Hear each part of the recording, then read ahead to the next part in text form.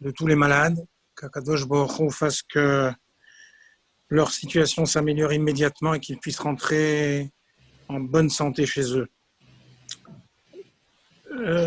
Nous avions la semaine dernière, on était resté sur la Mishnah concernant les 5 élèves de Rabbi Yochanan ben Zakkai, ces fameux 5 élèves. Rabbi Yochanan ben Zakkai avait des milliers d'élèves, mais il classait ses élèves en 5 catégories. Et le meilleur représentant de chacune de ces catégories est cité par la Mishnah. Rabbi Yochanan ben Zakkai donne d'abord la qualité essentielle de chacun d'entre eux, et ensuite on nous raconte comment il leur a demandé d'aller chercher quelle était la meilleure mida, quelle était la meilleure vertu qu'un homme devait essayer de rechercher dans ce monde. Alors souvenez-vous, ces 5 élèves, c'était Rabbi Eliezer ben Orkenus, que l'on appelle Rabbi Eliezer Agadol. Ensuite, il y avait Rabbi Yoshua ben Hanania, Rabbi Yossé à Cohen, Rabbi Shimon ben Netanel, et enfin Rabbi Elazar ben Arach. Ces 5 tzadikim, des géants, qui ont été vantés par leur maître et qui ont chacun donné leur avis sur la midatova, c'est-à-dire la meilleure qualité qu'un homme doit essayer de rechercher. Alors aujourd'hui, on va continuer en donnant des enseignements.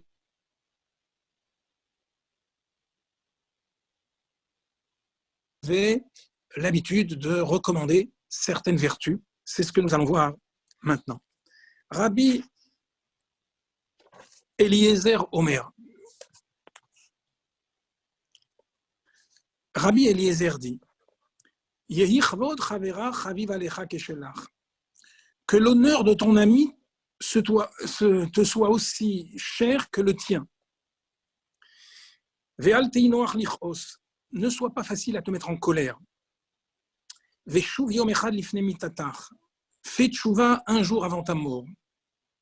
Autrement dit, chaque jour. Moi, de te couper, Benjamin, tu m'entends, Benjamin? On m'a demandé c'est quelle Mishnah pour, oui. Pour les gens qui veulent suivre, c'est quelle Mishnah? Ah, eh ben oui, c'est le Perek Bet, c'est le chapitre 2, Mishnah Yud. Enfin, le milieu de la Mishnah Yud, parce qu'on avait déjà fait la première partie. Pardonnez-moi, j'aurais dû commencer par ça. Et donc, je reprends. Rabbi Eliezer nous dit que l'honneur de ton ami te soit aussi cher que le tien. Ne sois pas facile à te mettre en colère. Fais tchouva un jour avant ta mort. Evemitramem keneged oran shel chachamim. Chauffe-toi à la lumière des sages. Ve'eve zahir begachalatan. Mais fais attention à leur braise. Shelo tikave, pour ne pas te brûler. Après, il continue, chez Neshichatan, Neshichat Shual, leur morsure est la morsure d'un renard, Akitsatan, Akitsatakrav, leur piqûre est la piqûre d'un scorpion, ou l'Echishatan, l'Echishat Saraf. Et leur morsure est la morsure d'un serpent, d'une vipère. Vechol divrehem kegachaleesh, et toutes leurs paroles sont comparées à des braises de feu. Alors, le rabbi n'explique pas toute la Mishnah, mais il explique la première partie. On sait quelle est la mitzvah d'aimer son prochain que chacun d'entre nous a. La mitzvah d'Avat Israël, c'est pas simplement une mitzvah de plus, c'est pas un luxe. C'est le test même que notre service de Dieu est valide. Qu'est-ce qui prouve que lorsque nous mettons les tefilines, nous les mettons convenablement? Qu'est-ce qui prouve que lorsque nous mangeons kasher, nous mangeons convenablement kasher? Que lorsque nous prions de manière authentique, c'est lorsqu'on aime un autre juif. On a déjà eu l'occasion d'en parler dans les cours précédents. Mais dans le respect que l'on doit à quelqu'un, il y a l'aspect, on va dire, pnimi, profond, et puis il y a l'aspect makif, ce qui entoure, ce qui a l'air superficiel. Le kavod, c'est quelque chose qui entoure la personne, c'est quelque chose qui est de l'ordre du makif.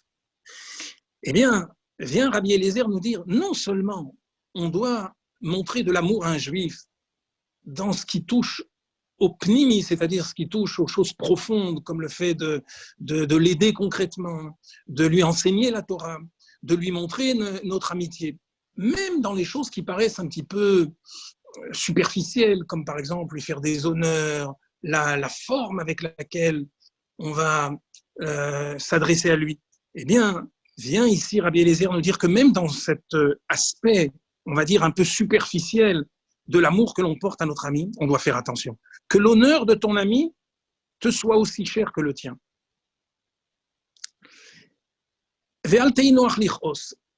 Ne sois pas facile à te mettre en colère. Si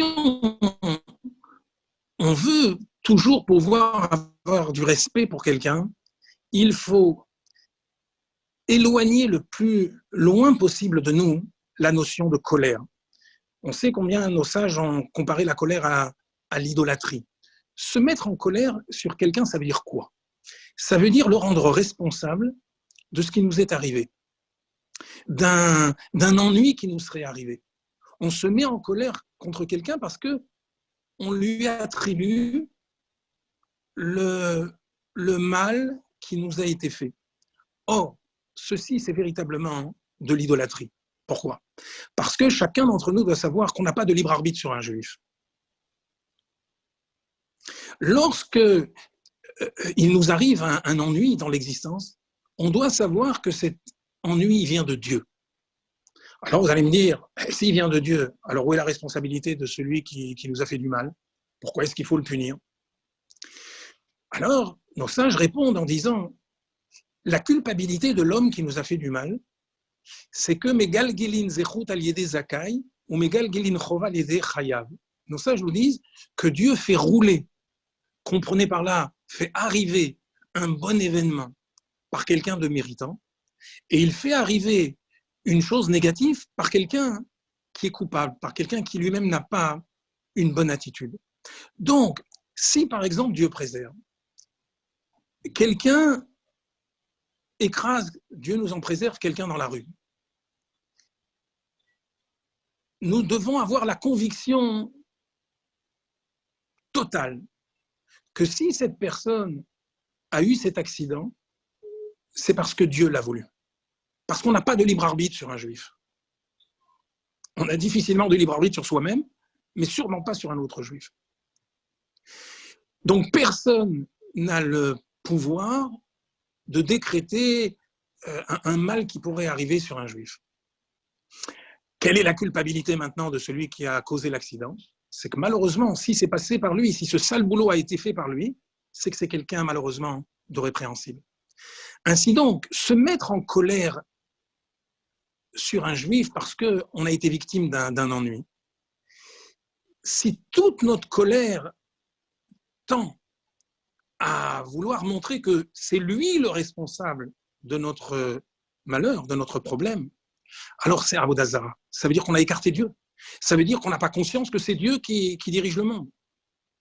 On n'a pas conscience que cette personne n'est qu'un intermédiaire. Alors c'est Avodah Zara. Et donc la colère est quelque chose que l'on doit bannir complètement de notre esprit. Si on est capable de faire cela, à ce moment-là, on aura toujours du kavod, du respect, de la retenue dans le jugement que l'on porte sur quelqu'un, dans l'attitude que l'on a envers quelqu'un. Shuv Yom Echad Lifnei Mitatar, nos sages nous disent comme personne ne sait exactement la longueur de ses jours, et donc la tchouva doit être permanente. La tchouva est quelque chose qui ne peut se faire que dans ce monde. Et donc, il ne faut pas perdre l'occasion de faire tchouva à chaque instant. Nos sages ont considéré que les Talmidei Chachamim sont comme un feu. Alors d'un feu, on ne doit pas trop s'en éloigner pour pouvoir profiter de sa chaleur, mais on ne doit pas non plus trop s'en approcher pour ne pas se brûler. De la même manière, les Talmidei Chachamim, il convient de jamais s'en éloigner parce que c'est eux qui nous donnent notre chaleur, c'est eux qui nous donnent la vitalité, l'enthousiasme dans le service de Dieu. Ils nous guident. Ils nous confèrent même la émouna, la croyance. Moshe Rabbeinu est appelé Raya Me'emna. Littéralement, ça veut dire le berger fidèle. Mais la Chassidoute explique celui qui donne à paître, c'est-à-dire celui qui nourrit les Juifs de émouna. Souvenez-vous que nous disons tous les jours dans la prière, Vayaminu Bashem uv Moshe Avdo. Ils ont cru en Dieu et en Moshe, son serviteur. Les Chachamim demandent, Vayaminu Bashem, ça ne suffisait pas. Ils ont cru en Dieu, c'est déjà pas mal. Pourquoi il fallait rajouter uv Moshe Avdo? Réponse de nos sages. Si les Juifs n'avaient pas cru en Moshe, ils n'auraient pas cru en Dieu. Vayaminu Bashem uv Moshe Avdo. Et donc, on ne doit surtout pas s'éloigner des Chachamim. C'est eux qui nous confèrent la émouna, la chayout, la connaissance. Mais il faut faire attention. Lorsque on a le bonheur de les côtoyer, il ne faut pas qu'on tombe dans l'habitude qui pourrait faire en sorte qu'on leur manque de respect. Fais attention à leur braise. Souvent, on s'approche d'un Talmid Chacham, et lorsqu'on le voit avoir ce que l'on appelle des sichot choulin, c'est-à-dire des paroles qui ont l'air un petit peu profanes, alors soudain on pourrait penser qu'on peut à ce moment-là avoir un peu moins de retenue, un peu moins de kavod à leur égard. Eh bien, on te dit fais attention, une braise. Vous savez, une braise, c'est quelque chose qui cache en quelque sorte le feu. Mais lorsqu'on touche, on se brûle. Lorsqu'un Talmid Chacham est en train de voiler sa lumière, sa chaleur, lorsqu'il est en train de manger, lorsqu'il est en train de boire, lorsqu'il est en train de dire des sichot choulin, des paroles qui pourraient paraître profanes, il faut savoir que c'est comme une braise qui en réalité garde toute sa chaleur. Chez Neshichatan, Neshichat Shual.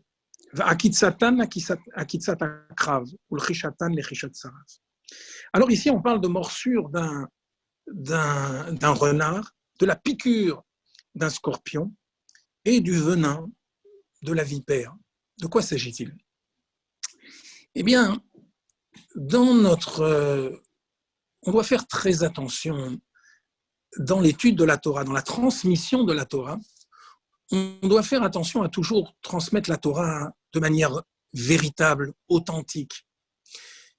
Parce que si on se trompe, eh ben, ça peut faire des dégâts. Chachamim iza'aru bedivrechem. Chachamim, faites attention à vos paroles. Alors, il y a 3 domaines dans lesquels on peut se tromper. Si quelqu'un se trompe, par exemple, dans le commentaire de la Haggadah, c'est-à-dire de l'aspect, on va dire, non halachique de la Torah, ce qu'on appelle la Haggadah. Les histoires que la Gemara nous raconte du Talmud, les drachot sur les psukim que font les Chachamim. Si on se trompe dans la Haggadah, alors c'est la morsure d'un renard. On a fait quelque chose de grave, c'est douloureux, mais ce n'est pas mortel. On est dans le domaine de la Haggadah. En revanche, si on se trompe dans le domaine de la halacha, c'est beaucoup plus grave. Si quelqu'un, malheureusement, transmet la halacha de manière erronée, c'est grave. Alors, dans la halacha, il y a 2 dégâts différents. Un qui est comparé à la morsure, à la piqûre d'un scorpion, et l'autre qui est comparé au venin d'une vipère. Si on s'est trompé dans la halacha, au niveau, par exemple, des dîners mamonotes, c'est quoi les dîners mamonotes? Ce sont les problèmes d'argent. De sorte qu'on a condamné quelqu'un à payer de l'argent alors qu'il ne le devait pas. ça, c'est comme la piqûre d'un scorpion. La piqûre d'un scorpion, elle est dangereuse, mais elle est curable. De la même manière qu'une erreur dans les problèmes de mamonote sont des problèmes qui peuvent être curables, il suffit simplement que l'argent soit restitué. Alors, de la même manière, cette piqûre, on peut la soigner. En revanche, si quelqu'un s'est trompé dans les issourim, c'est-à-dire dans des choses graves, dans des choses qui touchent aux interdits, et qu'un interdit a été fait à cause du mauvais enseignement, à ce moment-là, eh bien, nos sages nous disent la blessure est comparée au venin, à la morsure d'une vipère. Voilà donc la manière avec laquelle on doit faire attention à l'enseignement que nous avons reçu de nos maîtres. Après ces merveilleux enseignements de Rabbi Eliezer, vient Rabbi Yoshua. Alors Rabbi Yoshua va nous expliquer ce qui peut détruire un être humain, ce qui peut gâcher la vie d'un juif sur terre. Il nous dit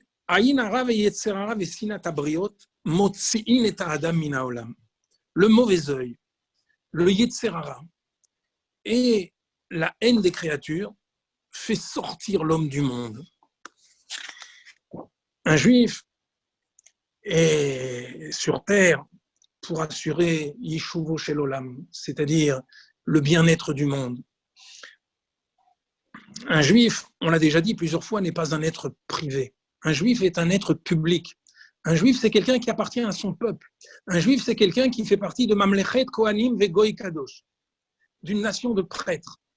Un juif, c'est quelqu'un qui est là pour donner. C'est pas quelqu'un qui est là uniquement pour recevoir. Et même lorsqu'il reçoit, il a l'obligation de restituer. L'ilmod ou l'elamed. Quand il apprend, c'est pour enseigner. Aïn Hara, ça veut dire quoi le Aïn Hara? Le Aïn Hara, c'est cette idée finalement que tout nous est dû. On est là pour recevoir. On n'est pas là pour donner, on est là pour recevoir. Lorsqu'on voit quelque chose chez quelqu'un d'autre, lorsqu'on voit le bien qu'il y a chez quelqu'un d'autre, au lieu de s'en réjouir, au lieu de bénir le ciel que cet homme-là ait pu avoir tel bienfait, on se demande mais pourquoi est-ce qu'on ne l'a pas nous-mêmes? Comme si cette chose nous était nécessairement due. Alors, si Chas Veshalom, un homme tombe dans ce travers, en voulant tout s'attribuer, en ne regardant que son ego, il esquinte en quelque sorte, il détruit son existence. Au contraire, un juif doit avoir Aïn Tova. D'ailleurs, Rabbi Eliezer ben Orkenuz, Rabbi Eliezer Agadol, lorsqu'on lui a demandé quelle est la chose la plus précieuse, la chose la plus importante qu'un juif doit essayer d'acquérir dans ce monde, il a dit Aïn Tova, un bon œil. Être heureux du bien de l'autre, de son ami. Yetzer Hara. Le Yetzer Hara, c'est cette fois-ci cette destruction intérieure. Être victime de ses passions, de ses envies, de ses taravot. Le Yetzer Hara, que des fois, on va solliciter soi-même. Il y a dans le Al-Khet, vous savez, le jour de Yom Kippour, on dit Al-Khet, Al-Khet shechatanu lefanecha. À un moment donné, on dit Al-Khet shechatanu lefanecha beyetzer hara. Pardonne-nous pour les péchés qu'on a fait avec le Yetzer Hara. Alors les Chachamim demandent, mais tous les péchés, ils sont faits avec le Yetzer Hara. Qu'est-ce que ça veut dire? Pardonne-nous sur les péchés qui sont faits avec le Yetzer Hara. Alors les Chachamim répondent, il y a des fois qu'on n'a pas de Yetzer Hara sur un problème. Et c'est nous qui allons chercher le Yetzer Hara, c'est nous qui allons réveiller le Yetzer Hara. Alors on dit Al-Chet shechatanu lefanecha al Yetzer Hara, que nous avons sollicité. Alors, le Yetzer Hara est un mal qui ronge de l'intérieur. Vesinat habriot, la haine des créatures. On a l'impression ici qu'il y a un aller-retour.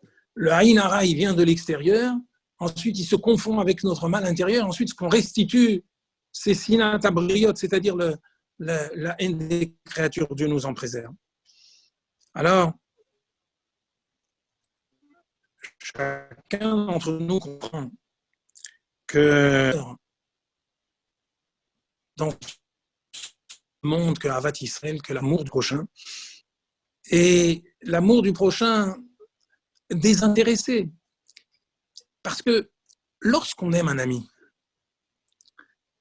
c'est pas l'ami qu'on aime, ce sont ses qualités. Si cette même personne n'avait pas de qualité, ce ne serait pas notre ami. Donc lorsqu'on aime quelqu'un, on aime ses qualités. Maintenant vient ici nous dire la Torah que nous on doit aimer les briotes. Oev et abriot ou mekarvan la Torah, comme nous enseigne Hillel. Oev et abriot, ça veut dire une bria, une créature, c'est quelqu'un qui n'a aucune qualité. Sa seule qualité, c'est d'être d'une créature. Alors vient la Torah nous dire que même quelqu'un comme ça, on doit l'aimer. Autrement dit, un amour sans intérêt, sans aucun retour. On aime quelqu'un, même s'il n'a pas de qualité, c'est un juif.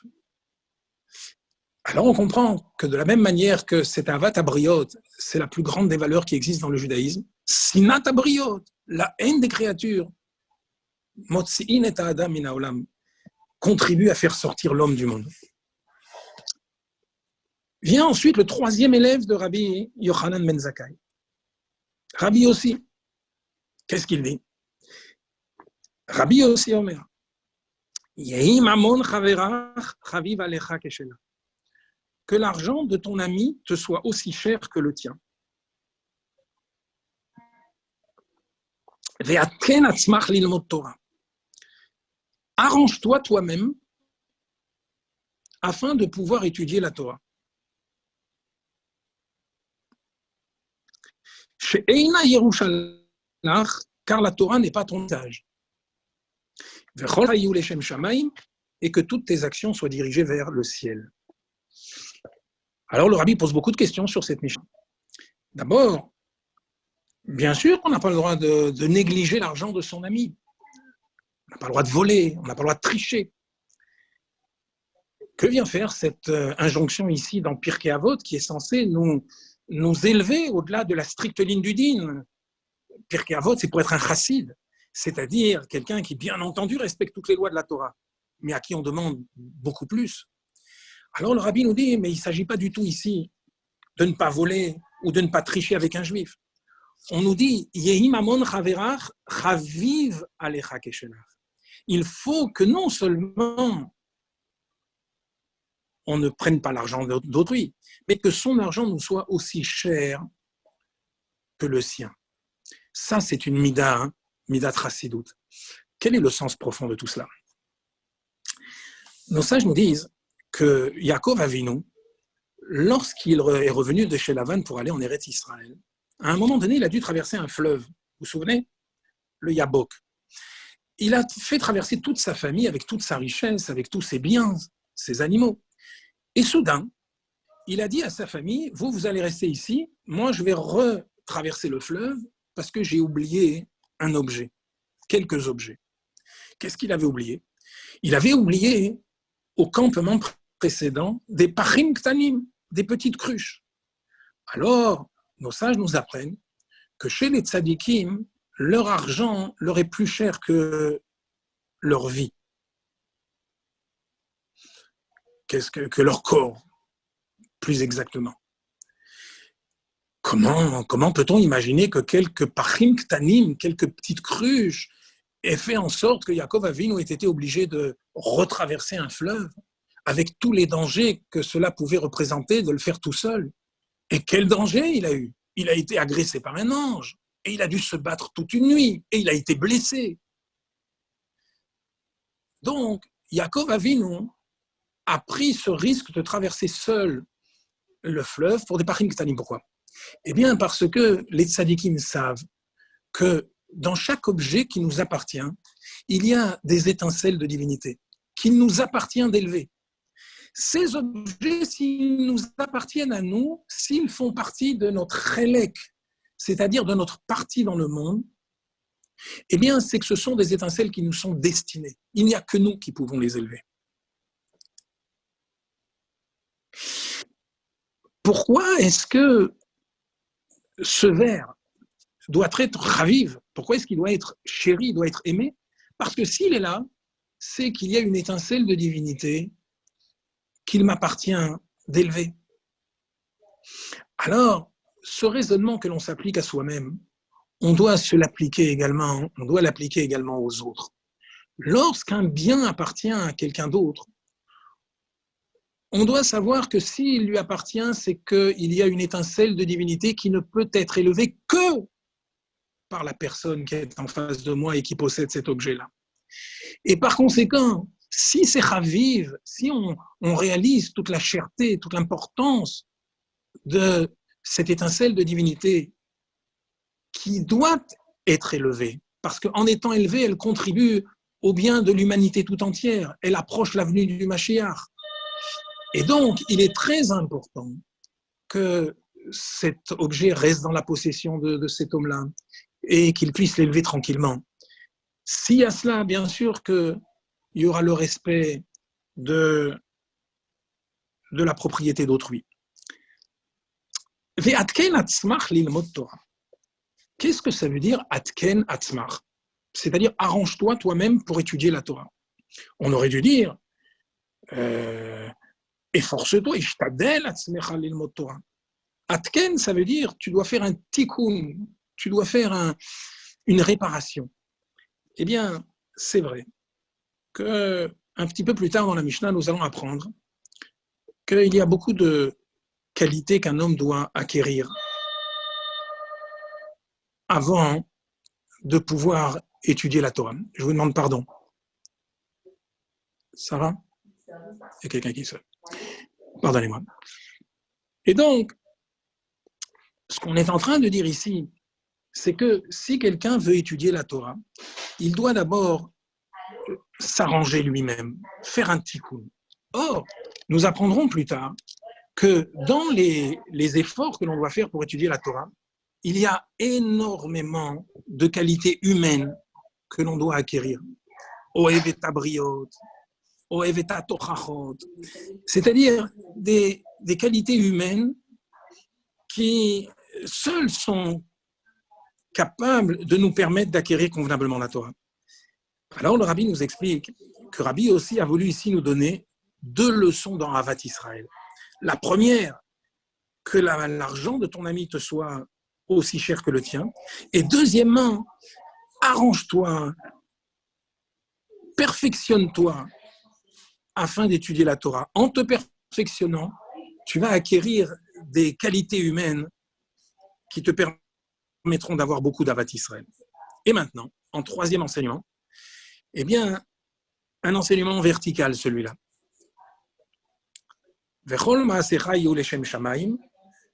Que toutes tes actions soient dirigées vers le ciel. Excusez-moi, avant de passer à cet axe vertical, je vais d'abord terminer. Il y a un mot que je n'ai pas dit, que je n'ai pas rappelé dans la Mishnah, c'est donc arrange-toi pour étudier la Torah chez Ena Yerushalach, car la Torah n'est pas ton héritage. Comment la Torah n'est pas notre héritage? Torah Tzivalanu Moshe, Morasha Keilat Yaakov, la Torah c'est notre héritage. Alors le Rabbi nous explique que dans la Torah, il y a plusieurs niveaux. Il y a Matana, la Torah est un don, Matan Torah. Il y a Yerusha, il y a la Torah telle qu'elle est un héritage, Torah Tzivalanu Moshe Morasha Keilat Yaakov. Et il y a un 3e niveau qui s'appelle Kinyan Torah. Kinyan Torah, ça veut dire l'acquisition de la Torah. Ce Kinyan Torah-là ne peut pas être acquis sans effort. Au sujet de ce niveau de Kinyan Torah qui s'appelle l'acquisition de la Torah, nos sages ont dit Lo yagati umatsati altami. Quelqu'un qui dit je ne me suis pas fatigué, j'ai trouvé, ne le croit pas. Là, il y a le Inyan de Yegia, il y a cet effort. vous savez, ce Me'apéamim ve'echad. Quand est-ce qu'un juif est appelé un Eved Hashem, un serviteur de Dieu? C'est pas lorsqu'il a appris une chose 100 fois, comme c'était l'habitude à l'époque du Talmud, mais c'est lorsqu'il l'a appris 101 fois. Me'apéamim ve'echad. Pourquoi? Parce qu'en l'étudiant 101 fois, c'était une manière de dépasser les limites, de dépasser la norme. Et d'ailleurs, le Baal Shem Tov nous dit que Mea Pe'amim ve'echad, ça veut dire Mea Pe'amim avec Echad, c'est-à-dire avec Dieu. Soudain, lorsque quelqu'un dépasse ses limites, alors il est avec Dieu soudain. Alors voilà pourquoi ici, on nous dit bien sûr qu'il y a un niveau qui est un héritage que l'on peut avoir relativement, presque comme un dû, facilement. Mais il y a un niveau qui s'appelle Kinyan Torah, et celui-là demande un tikkun, il demande un effort, il demande un travail personnel. Alors maintenant, on en arrive au troisième conseil de Rabbi aussi, que toutes tes actions soient dirigées vers le ciel. Qu'est-ce que ça veut dire? Ça veut dire qu'un juif doit donner un sens à chacune de ses actions. Comment on dit un sens en hébreu? On dit kivun, kavana. Lorsqu'un juif mange, lorsqu'un juif travaille, lorsqu'un juif fait n'importe quelle action quotidienne, il doit donner un sens, une direction à ce qu'il fait. Il doit faire en sorte que tout contribue au service de Dieu. Il n'y a rien qui échappe au service de Dieu. Lorsqu'un juif fait du sport, lorsqu'un juif va en vacances, lorsqu'un juif se repose, il est en train de servir Dieu. Parce qu'il n'est pas en train de diviniser ce qu'il est en train de faire, du sport. Il est en train de le faire, l'Eshem Shamaï, pour être en bonne santé, pour pouvoir avoir l'énergie nécessaire pour servir Dieu. De sorte que ces actions sont l'Eshem Shamaï, sont dirigées vers Dieu. Alors, vous le savez peut-être, il y a deux expressions qui sont expliquées dans la Chassidoute. Il y a que toutes les actions soient dirigées vers le ciel, c'est celle que nous sommes en train d'étudier là maintenant. Et puis il y a ce que Shlomo HaMelech a dit, dans tous tes chemins, connais-le. Quelle est la différence? La différence, elle est que quand quelqu'un sert Dieu, l'Eshem Shamaïm, alors la chose qu'il est en train de faire est un acte matériel. Mais cet acte matériel va déboucher sur le service de Dieu. Exemple, il est en train de manger. Lorsqu'il mange, c'est un acte matériel, un acte physique. Ce n'est pas une mitzvah. Mais l'énergie qu'il va puiser dans cette nourriture va lui permettre de servir Dieu. Alors, Kol Ma'asecha, Yihiyu Leshem Shamaï. Ce sont tes actions, dans ton registre à toi, dans ton univers à toi, Ma'asecha. Mais en fin de compte, elles aboutiront à quoi? Leshem Shamaï. Après, la Chassidoute nous explique qu'il y a un niveau plus haut. Bechol derachecha da'eu. Da'at, on l'a déjà expliqué la dernière fois, me semble-t-il.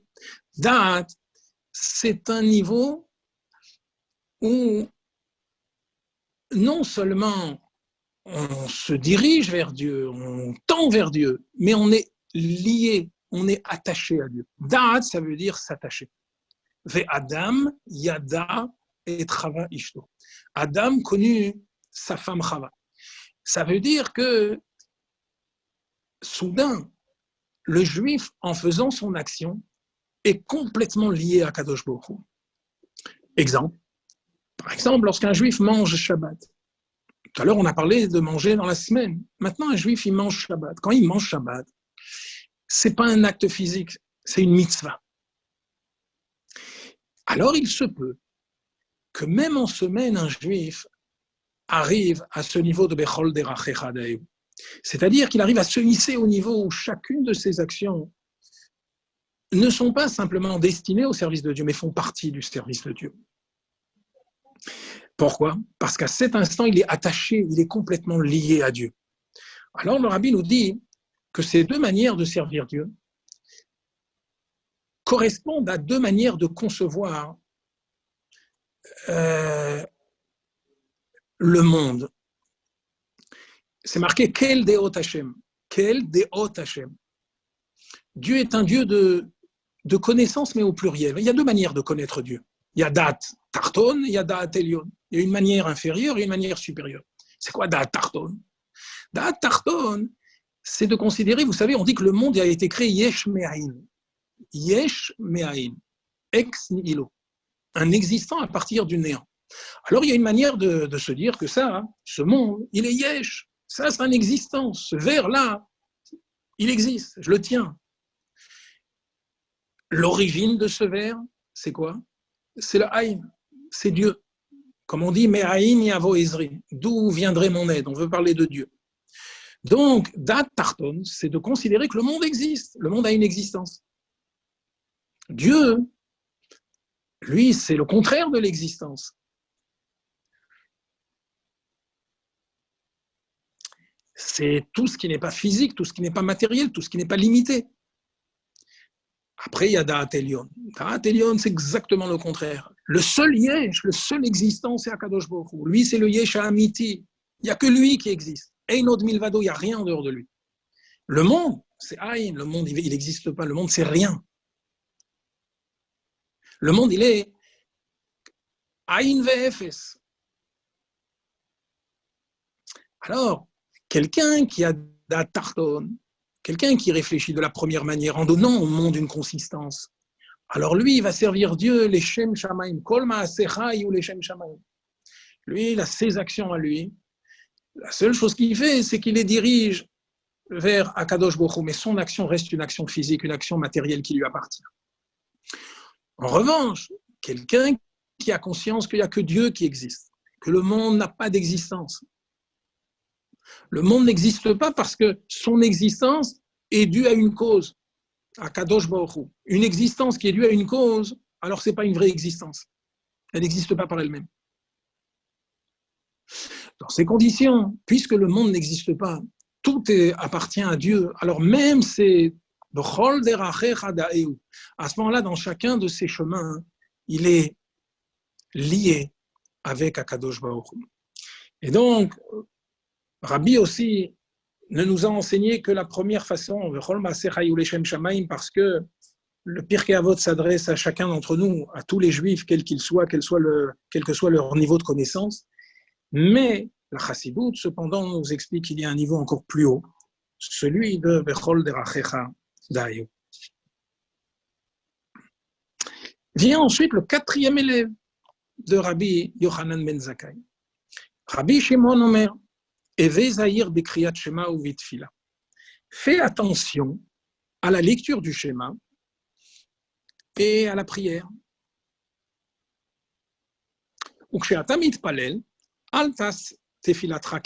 Et quand tu pries, ne fais pas ta prière de 11h à 11h20, c'est-à-dire en limitant ta prière de manière, on va dire, yéké. Non. Mais une prière qui est faite de demande de miséricorde, de supplication. Lorsqu'on supplie quelqu'un, on ne s'arrête pas. On veut tellement obtenir ce que l'on souhaite qu'on serait prêt à rester des heures en train de supplier jusqu'à ce qu'on obtienne gain de cause. Alors un juif, lorsqu'il prie, il doit s'épancher, s'étendre dans cette prière, l'ifnei hamakom.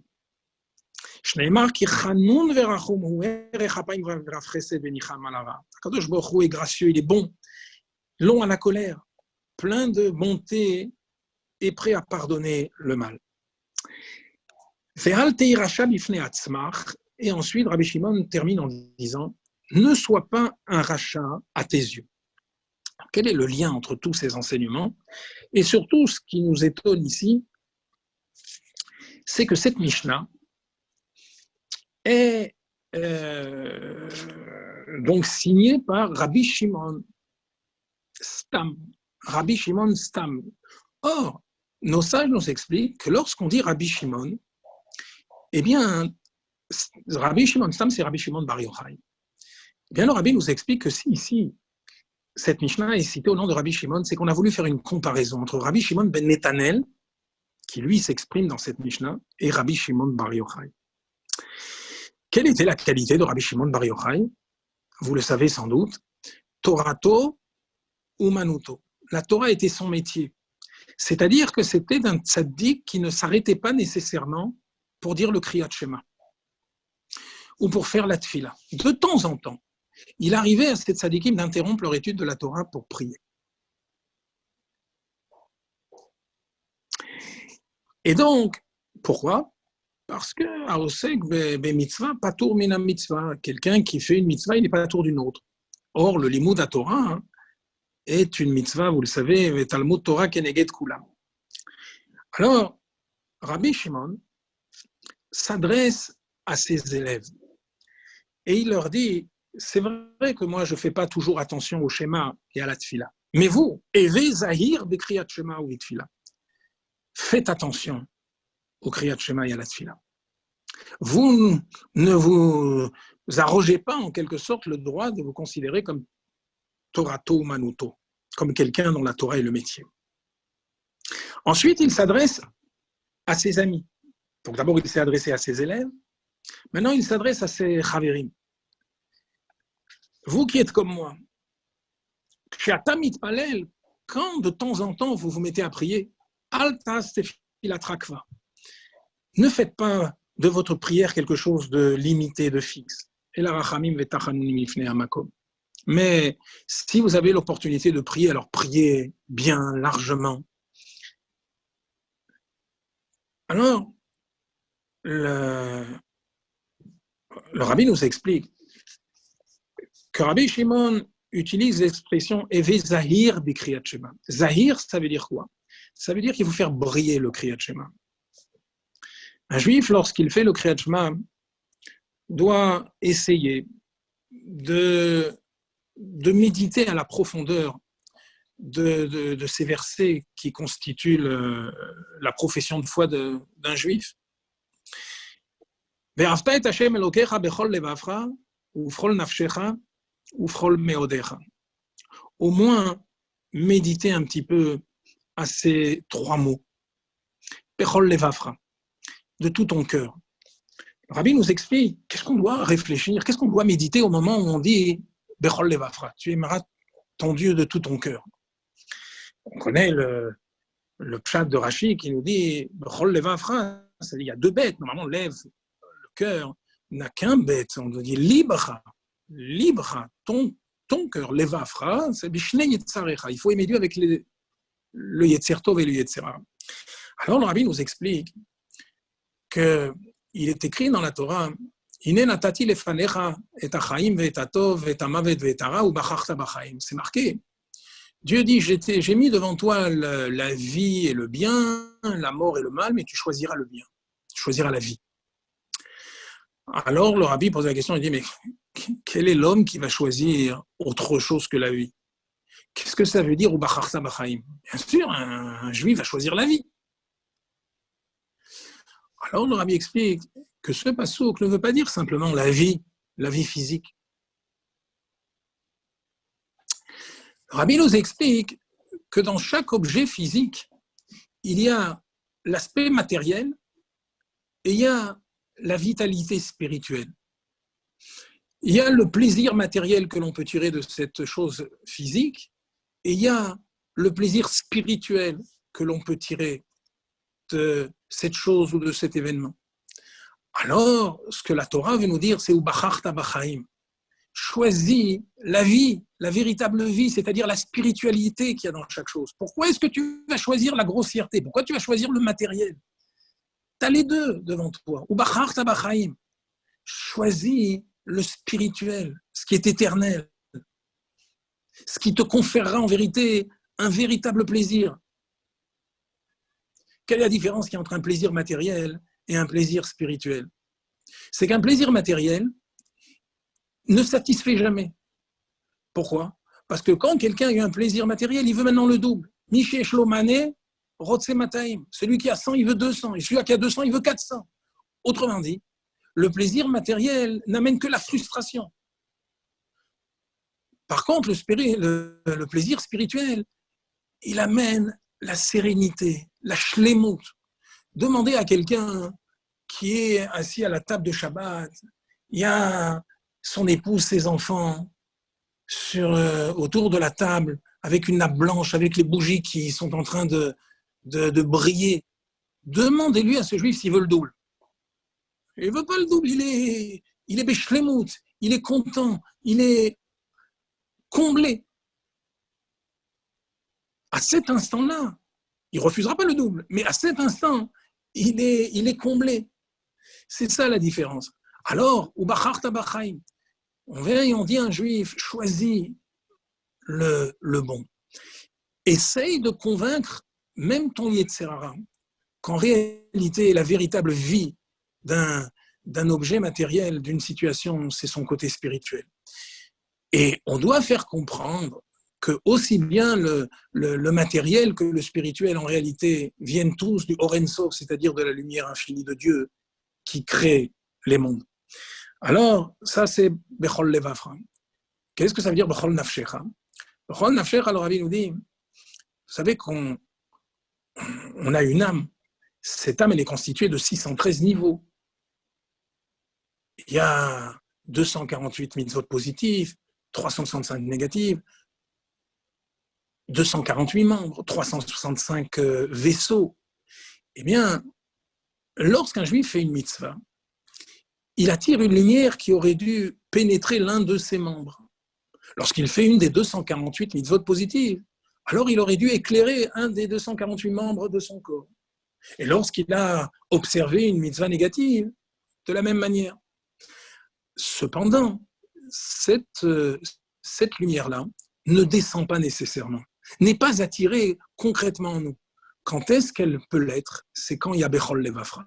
S'il y a Bechol Levavra, il y aura Bechol Nafshecha. C'est-à-dire que la chayut occasionnée par nos mitzvot viendront dans ton nefesh, viendront dans les 613 niveaux de ton âme. Et c'est quoi Bechol Meodecha? Alors l'Abbé nous explique qu'à cet instant, il faut se rappeler que le monde tout entier n'a été créé que par un éclat de la divinité. D'abord, le monde a été créé par un nom de Dieu. Mais ce nom n'est qu'un aspect superficiel de Dieu. Un nom, c'est quelque chose qui est dirigé pour les autres, qui est fait pour les autres. Lorsqu'on s'appelle Yitzhak, c'est pour un autre. Et donc, un nom, c'est quelque chose de superficiel. Le monde entier, il provient du Dieu, par l'intermédiaire du Shem Elohim. Mais même le nom de Dieu est bien au-delà de la création du monde. Ki nisgav shemo levado. Le nom de Dieu, il est nisgav, il est bien plus élevé que d'avoir un rapport avec la création du monde. Il est levado, il est tout seul. Hodo aleretz veshamayim. Il y a juste un petit reflet, un petit semblant de lumière qui suffit à créer tout le Seder Ishtal Shelut, c'est-à-dire l'univers tout entier et tous les mondes spirituels.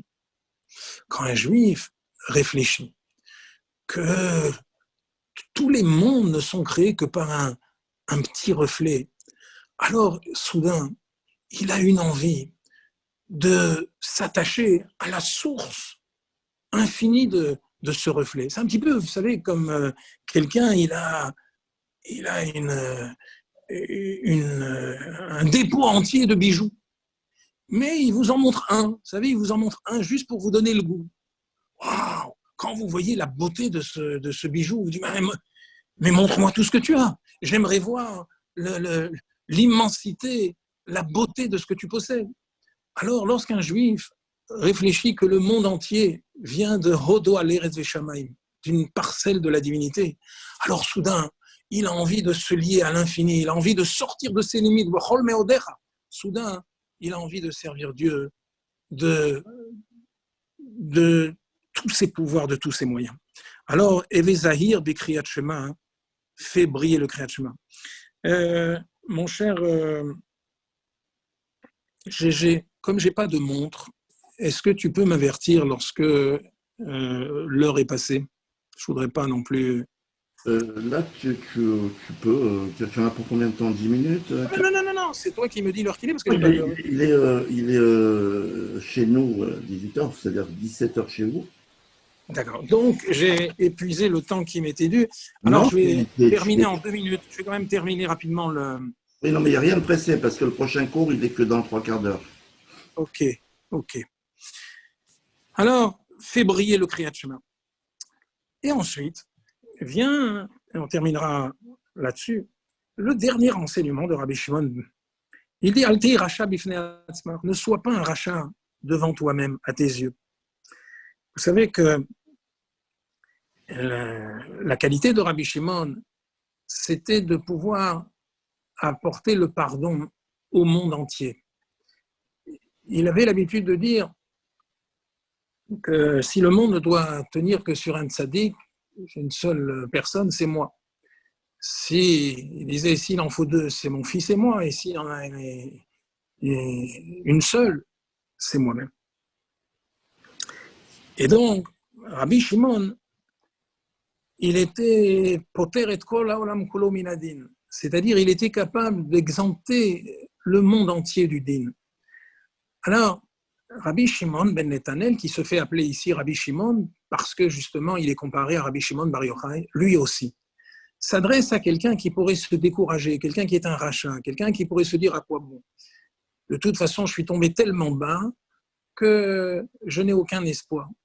Alors Rabbi Shimon lui dit non, Al tei racha bifnei atzmach, ne te considère pas comme un rachat, ne te considère pas comme quelqu'un de perdu parce que voilà, moi je suis là. On voit que Rabbi Shimon était de l'envergure de Rabbi Shimon bar Yochai. D'ailleurs, le Rabbi nous raconte une histoire, il nous rappelle une histoire qui se trouve dans la Gemara. Un jour, Rabbi Elazar ben Arach demande à son maître, Rabbi Yochanan ben Zakkai, de pouvoir répéter devant lui un enseignement sur Maaseh Merkava, c'est-à-dire sur les secrets de la Kabbalah, tels qu'il les avait appris de son maître. Alors, Rabbi Yochanan ben Zakkai lui a donné l'autorisation. Quand Rabbi Elazar ben Arach a commencé à parler, eh bien, un feu est descendu du ciel. Était présent Rabbi Shimon ben Netanel. Il était d'ailleurs avec Rabbi Yossi, me semble-t-il, ou Rabbi Yoshua. Il était avec l'un de ses camarades. Et lui aussi, c'était avec Rabbi Yossi, à Cohen, eh bien, lui aussi a commencé à dire des enseignements sur Maaseh Merkava. Et à ce moment-là, la Gemara nous dit que c'était un jour de Tammuz, un jour du mois de juillet, et soudain, la terre a commencé à trembler, le tonnerre s'est fait entendre, il y a eu une pluie torrentielle, et même on a pu voir ensuite l'arc-en-ciel. On voit donc d'ici comment Rabbi Shimon ben Netanel était aussi un maître de la Kabbalah, un maître des Sodot la Torah. Et donc, la comparaison qui est faite entre lui et Rabbi Shimon bar Yochai est tout à fait justifiée.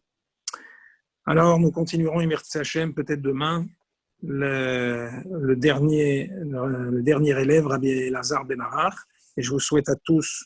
Demain à la même heure, Benjamin, hein, donc on peut programmer demain à la même heure pour la continuer. À la même heure, une excellente santé à tous et une guérison totale pour tous nos amis qui sont encore malades. N'oubliez pas de pointer pour le dour qu'on envoie tous les dimanches au Rabbi, comme quoi vous avez assisté à tant d'heures de cours. C'est en train de se multiplier, tous ceux qui remplissent. Comme ça, devant le OL du Rabbi, on va faire une pétition mondiale pour que Mashiach revienne. Amen. Amen. Amen. Bravo, Gégé. Hatzlacha pour tout ce que tu fais. Merci, Benjamin. Merci.